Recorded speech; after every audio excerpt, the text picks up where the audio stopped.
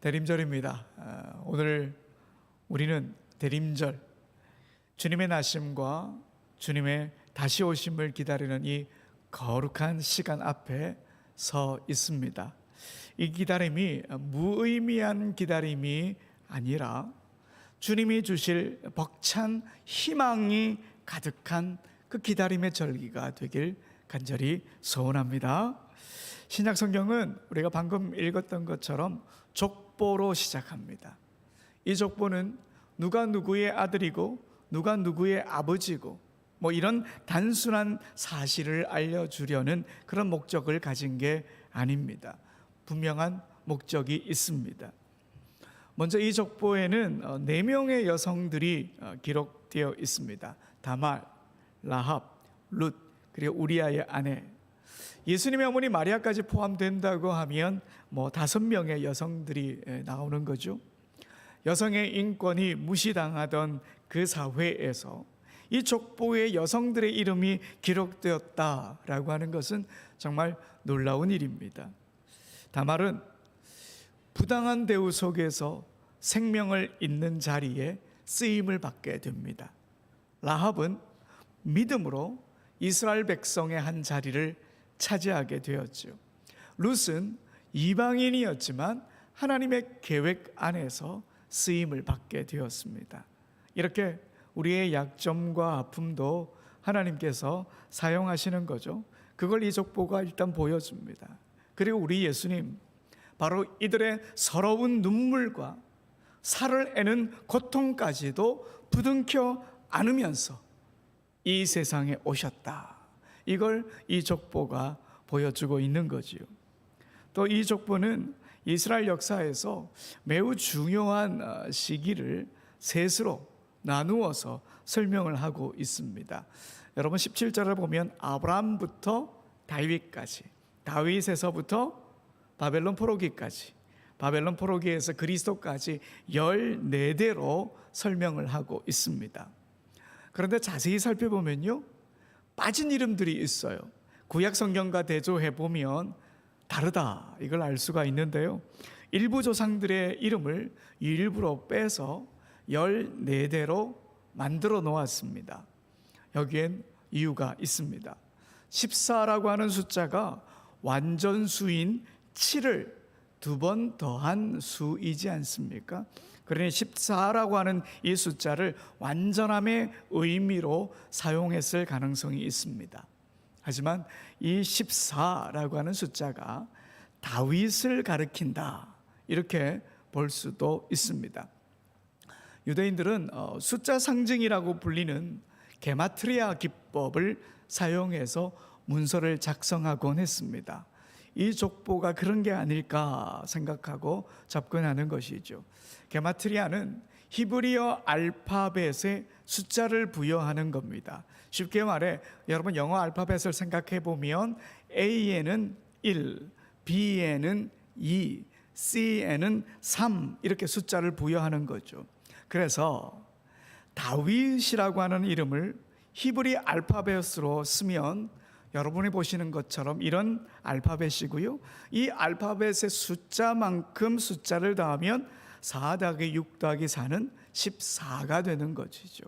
그래서 이 족보를 14대씩 나누어서 기록했고, 메시아로 오신 예수님이 누구냐? 다윗의 후손이야. 이걸 강조하고 있는 것으로 여길 수도 있습니다. 이런 게마트리아를 사용해서 작곡했던 음악가가 있습니다. 우리가 잘 알고 있는 바흐입니다. 바흐의 교회 칸타타를 보게 되면 다윗이라고 하는 가사가 나오면 꼭 음표를 몇 개 사용했을 것 같습니까? 14개 사용해가지고 다윗이라고 하는 가사를, 멜로디를 완성했습니다. 거기다 공교롭게도 바흐 자신의 이름도 게마트리아 합을 딱 하면 14가 되는 거예요. 그의 이름이 BACH이지 않습니까? 예. B 하니까 2, A 하니까 1, C는 3, H는 8, 이러니까 전부 다 하면 14예요. 그래서 가사에 성도라고 하는 단어가 나오면 자신을 거기에 딱 대입을 해가지고 14개의 음표로 멜로디를 작곡했습니다. 왜 제가 이 사실을 잘 알고 있을까요? 제가 대학원 논문이 이거였거든요. 어쨌든 이 족보를 기록한 마태는 의도적으로 다윗을 상징하고 있는 14를 사용해서 이스라엘의 역사를 소개하면서 예수님을 다윗의 계보를 잇는 이 땅의 왕이시다 이렇게 선포하고 있는 거죠. 그래서 여러분, 오늘 족보는요, 단순히 누가 누구의 아들이고 누가 누구의 아버지고 이런 걸 알려주려고 하는 목적이 아니다라고 하는 게 분명해집니다. 그리고 무엇보다 오늘 이 족보는 예수님께서 인간 역사의 한 부분이셨다, 이걸 밝힙니다. 나아가 구약의 많은 인물들이 예수님이 오시도록 열심히 그들의 삶을 살아내었다, 이걸 보여주기도 합니다. 그래서 구약에서 말씀하신 하나님의 약속이 어떻게 신약에 이루어졌느냐, 이걸 보여주고 있는 것이지요. 정현종 시인의 방문객이라고 하는 시가 있습니다. 많은 분들이 참 좋아하는 시죠. 사람이 온다는 건 실은 어마어마한 일이라. 그는 그의 과거와 현재와 그리고 그의 미래와 함께 오기 때문이다. 한 사람이 일생이 오기 때문이다. 누군가 한 사람 만나고 누군가 한 사람 온다고 하는 것은 그 사람의 일생이 오는 것이기 때문에 어마어마한 것이다, 이렇게 시인이 노래하고 있죠. 여러분, 예수님이 우리의 삶에 오셨다고 하는 것 정말 어마어마한 사건입니다. 그뿐 아니죠. 오늘 족보에 기록된 이들, 그들의 이름만 기록되어 있지만 이들 또한 실로 어마어마한 그들의 삶이 이 족보에 다 녹아 있습니다. 단지 그들의 삶을 상징하는 단어를 낳았다, 이 단어로 표현하고 있을 뿐이죠. 여러분, 아브라함을 한번 보십시오. 그의 가장 위대한 업적을 꼽으라 그러면 아무래도 그의 아들 이삭을 하나님께 제물로 바치려고 한 것일 것입니다. 누구나 다 그렇게 평가할 겁니다. 하지만 오늘 족보를 이렇게 보면 아브라함의 가장 위대한 업적은 뭐냐? 예수님의 나심에 참여했다, 이겁니다. 100세의 이삭을 낳았는데 이 일을 통해 예수님께서 이 땅에 태어나시는 일에 아브라함이 참여했다, 동참했다 하는 것이죠. 그리고 그 아들 이삭이 야곱을 낳았고 야곱은 유다를 낳았습니다. 그렇게 그들은 낳고 또 낳았습니다. 그러다 결국 예수님이 이 땅에 태어나셨습니다. 그래서 이들 모두의 인생이 예수님을 이 땅에 태어나시도록 하기 위해 존재한 인생들이다, 그렇게 말할 수 있습니다. 그러니 이들의 삶이 정말 어마어마한 삶이었다 하는 것이죠. 그런데 여러분, 엄밀히 말하면 아브라함과 예수님은요, 육신적으로는 아무 상관이 없습니다. 피 한 방울 섞이지 않았습니다. 예수님은 하나님의 성령으로 태어나셨으니까요. 예수님의 양부인 요셉이 아브라함의 후손일 뿐입니다. 굳이 따지자면 예수님 탄생에 몸을 들인 어머님 마리아 집안의 족보가 더 의미 있을지도 모르겠습니다. 하지만 마태복음은 그걸 따지기 위한 족보가 아닙니다. 하나님께서는 족보에 등장하는 이들에게 은혜를 베푸셨고 이들을 통해서 일해 오셨는데 그 결과 예수님이 태어나셨다, 이걸 보여주고 있습니다. 그런데 여러분, 이 족보가 오늘 우리에게 던지는 메시지가 또 있습니다. 우리 예수님은 오늘도 지금도 태어나셔야 한다, 이 메시지입니다. 사실 지금 누군가는 예수님이 그 인생에 태어나셔야만 살아날 수 있는 그런 영혼들이 있기 때문입니다. 우리 주위엔 예수님이 그 인생에 필요한 이들이 많이 있습니다. 몸을 가누기 힘들 정도로 삶에 지쳐서 목숨까지 포기하고 싶은 이들이 있습니다. 캄캄하고 어두운 인생길에서 아직 빛이신 예수님을 만나지 못해서 방황하고 있는 이들도 있습니다. 이런 이들의 마음에, 이런 이들의 영혼 가운데 우리 예수님께서 태어나셔야만 합니다. 여러분, 우리는 전에 예수님의 태어나심을 알지 못하던 인생이었습니다.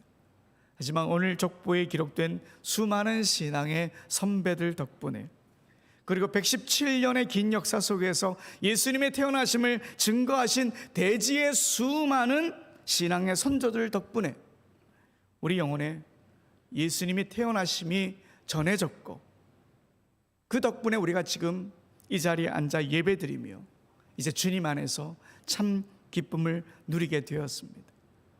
죄악에서 회개하며 돌아와 주님 앞에 서 있습니다. 절망 중에서 낙심하지 않습니다. 힘겨운 상황에서도 주님을 찬양하고 노래할 수 있습니다. 생각지도 못한 일들이 우리에게 다가왔을 때 주님께 소망을 두고 있습니다. 넉넉지 않은 우리의 주머니를 틀어 힘들어하는 이들에게 나누고 있습니다. 새벽에 단잠을 포기하고 주님과의 깊은 교제를 나누기 위해 차가운 새벽 공기를 마시며 더 차가운 예배당에서 엎드려 기도합니다. 숨을 거두는 순간에도 영원한 천국을 바라봅니다. 죽음을 두려워하지 않는 사람이 되었습니다. 이렇게 우리는 예수님의 태어나심으로, 그 사실을 믿음으로 변했습니다. 그러니 이제 우리가 이 족보의 위대한 신앙의 선조들처럼 누군가에게 예수님을 태어나게 하는 사람, 바로 그 사람이 되어야 합니다.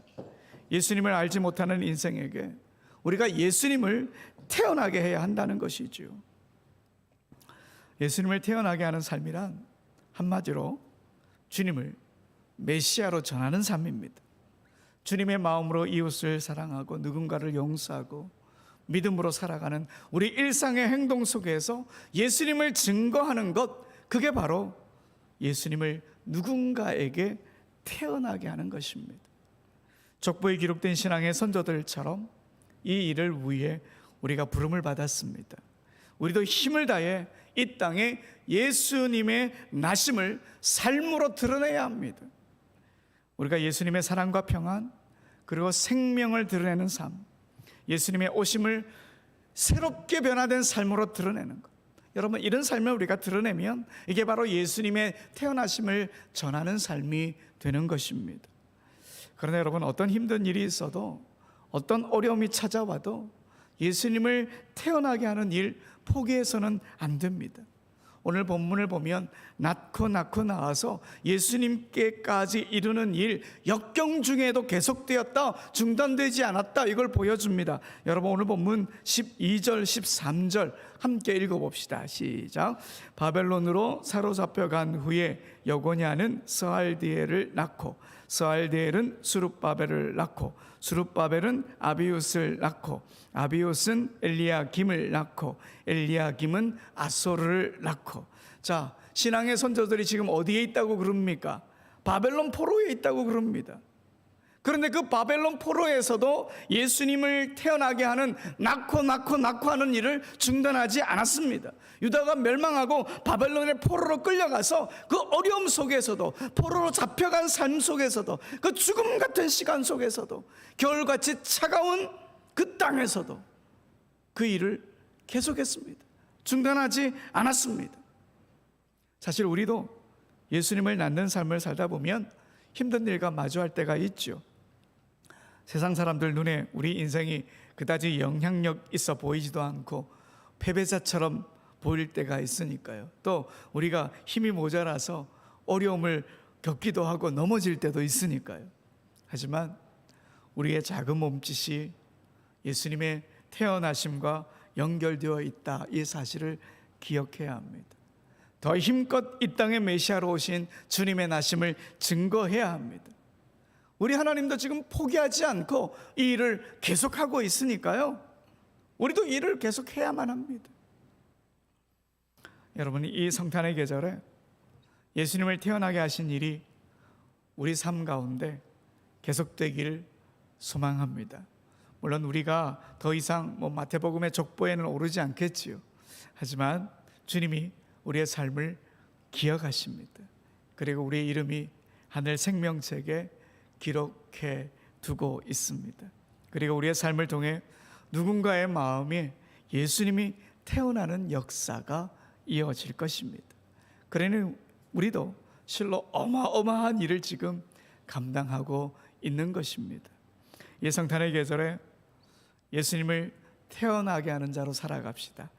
그런 우리로 인해 하나님 기뻐하십니다. 그리고 하나님의 뜻이 이 땅 가운데 펼쳐집니다. 이 믿음으로 이번 한 주도 주님 안에서 살아가는 우리 모두가 되길